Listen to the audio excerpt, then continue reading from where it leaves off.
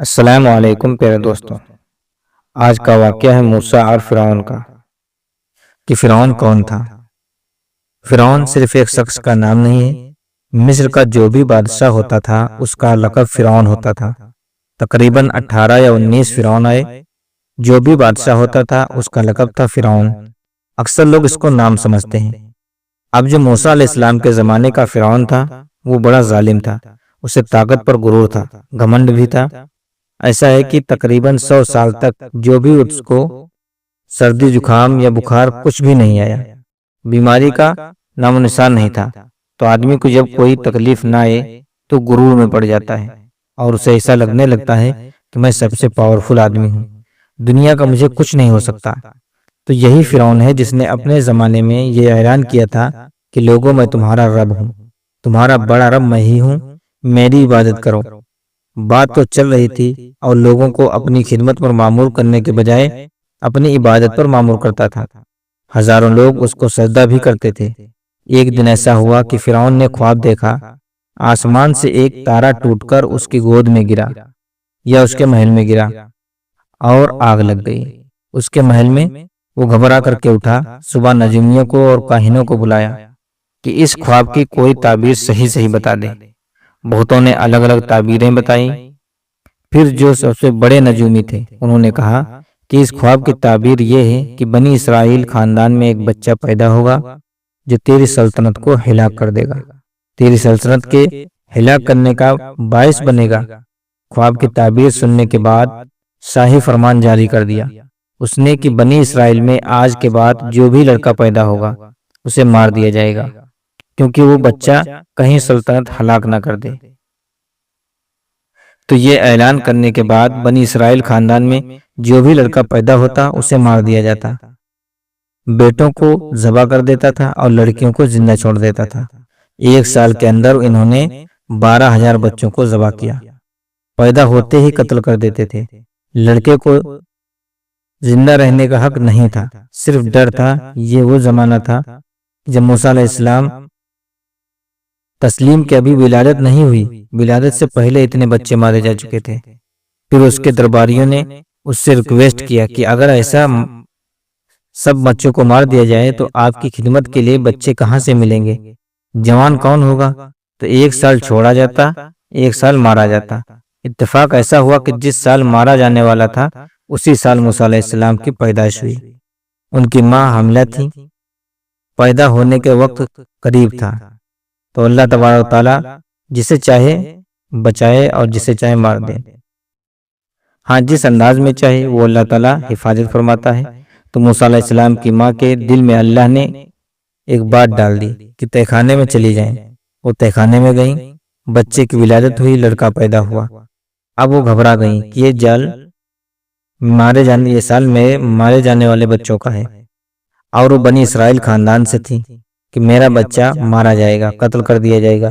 तो अल्लाह तबारक ताला ने उनके दिल में ये बात डाली कि इसको एक संदूक में ले लो लकड़ी का और इसमें इस बच्चे को डालकर दरिया में बहा दो। भला कोई माँ कैसे बहाए, लेकिन अल्लाह ताला फरमाता है वहाँ हमने उसके दिल में मजबूत कर दिया था। जब अल्लाह ताला किसी के दिल को मजबूत कर देता है तो बड़े बड़े काम करवा जाता है। उनकी माँ ने संदूक में रखकर बच्चे को एक दरिया के किनारे डाल दिया, बहा देती हैं और अपनी बड़ी बेटी से कहती हैं कि देखते रहना ये संदूक कहाँ जाता है। मूसा अलैहिस्सलाम की जो बड़ी बहन थी वो देखती हुई जा रही थी। उस संदूक के पीछे पीछे संदूक बहते बहते एक बगीचे के किनारे लग गया। वो बगीचा फ़िरौन का ही था और फ़िरौन की बीवी वहां पर टहलने के लिए शाम के वक्त आया करती थी। जब वो अपनी कनीजों के साथ वहां आई तफरीह के लिए तो एक संदूक को अपने बगीचे के किनारे लगा हुआ देखा। उठाने के लिए कहा, उठाया गया तो निहायत ही खूबसूरत बच्चा। अल्लाह ताला नबियों को खूबसूरत बना ही देता है।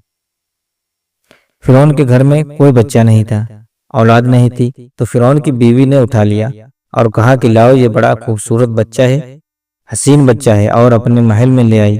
फ़िरौन ने कहा कि आज समंदर में दरिया में बहता हुआ एक बच्चा किनारे पर आ लगा, मैंने इसको उठा लिया है। फ़िरौन ने कहा कहीं ये बच्चा वो तो नहीं जो मेरी सल्तनत को हलाक कर देगा, मेरी हलाकत का सबब बनेगा। बीवी ने कहा, ऐसा कैसे हो सकता है?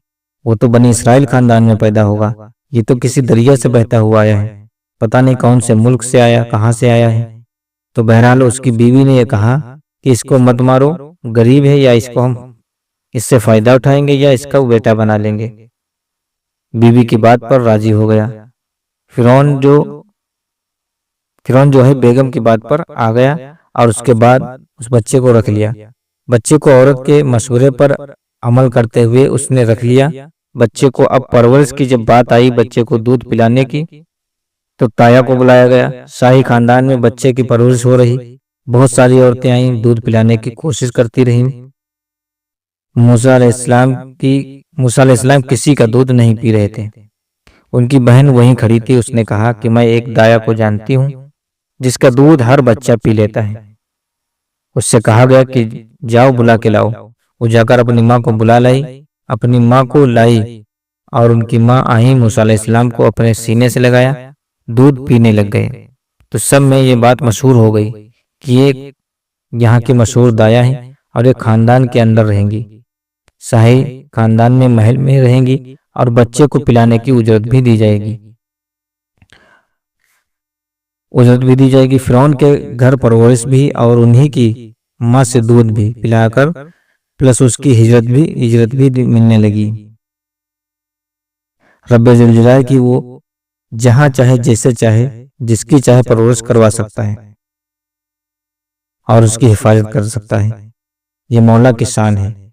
खैर, मूसा अलैहिस्सलाम फिरौन के घर में परवरिश पाते रहे। जब आपकी उम्र 2 साल के करीब हुई, फिरौन और उसकी बीवी बैठे हुए थे।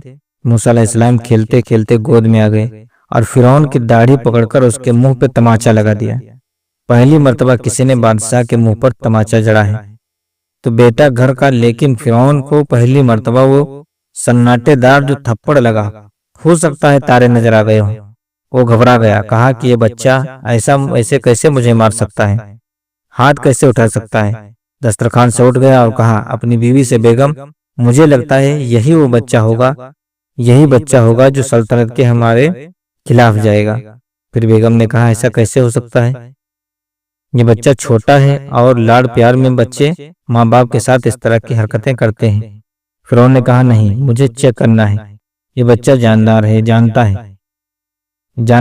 जानता है। तो फिर मूसा अलैहिस्सलाम का वहां पर इम्तिहान लिया है। फिरौन की बीवी बचाने पर लगी हुई थी। फिरौन ने कहा कि ठीक है, देखते हैं ये बच्चे को समझ है या नहीं है। इम्तिहान के लिए बेगम ने कहा, एक काम करो, एक बर्तन में आग के अंगारे दहकते हुए कोयले भी ले आए और एक बर्तन में सफेद फूल लाए जाएं। अगर बच्चा अक्लमंद होगा तो फूलों को पकड़ेगा, नहीं तो फिर ये लाल चीज की तरफ बच्चों का हाथ ज्यादा उठता है, आग देखेगा। कहा ठीक है, ये आजमाइश की जाएगी। एक बर्तन में आग के लाल सुर्ख अंगारे कोयले लाए गए और एक बर्तन में फूल लाए गए, दोनों रखे गए। मूसा अलैहिस्सलाम क्या हर नबी माँ के पेट से ही हर चीज को जानते हैं।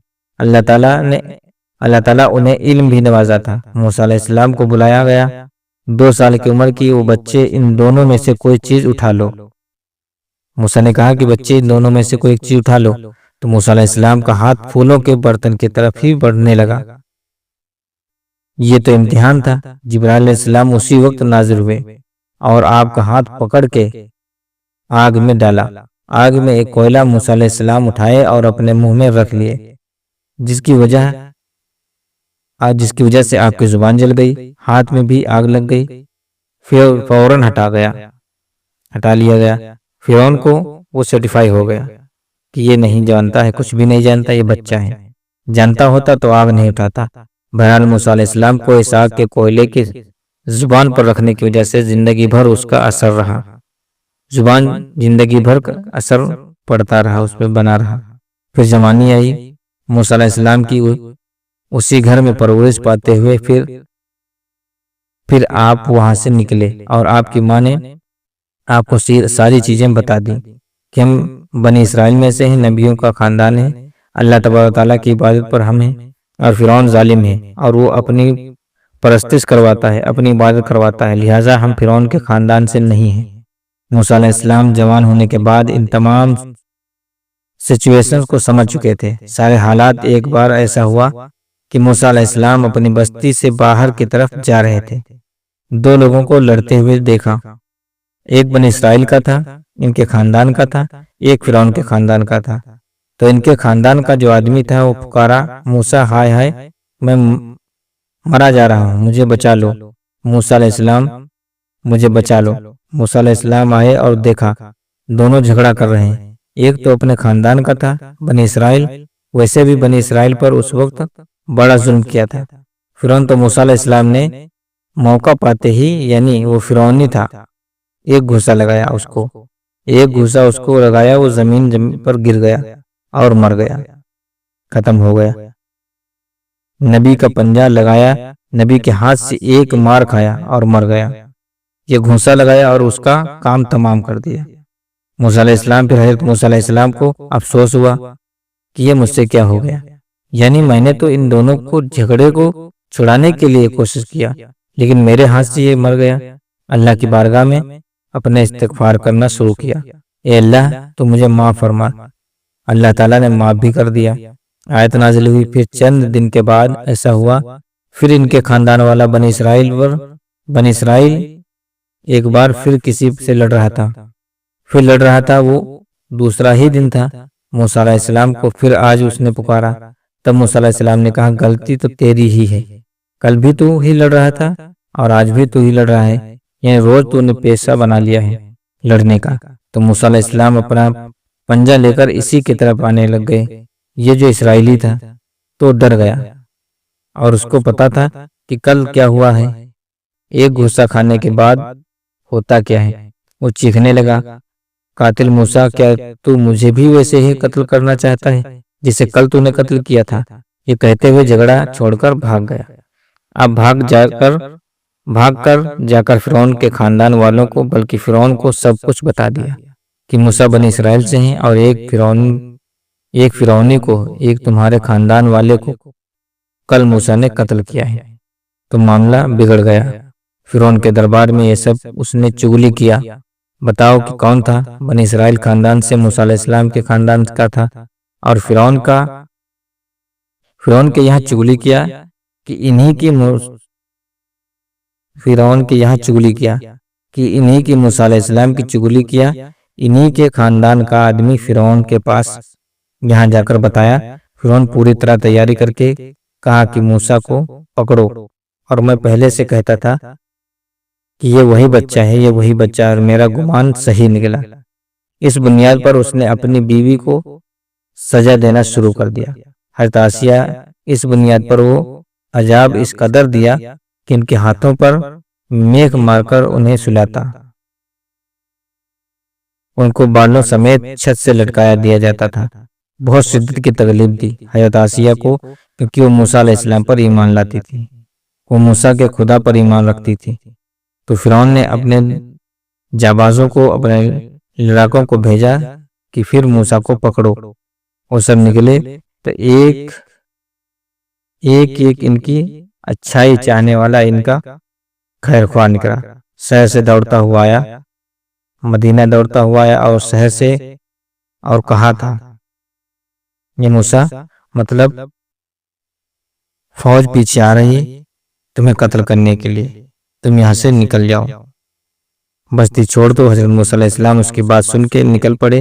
ये मिस्र की सरजमीन की छोड़ के आप वहां से निकल गए। ये था आज का किस्सा जो मैंने आप लोगों के सामने बयान किया। आगे का किस्सा जानना है तो प्लीज़ कमेंट में ज़रूर बताइएगा। अब मिलते हैं अगली वीडियो में, तब तक के लिए अल्लाह हाफ़िज़।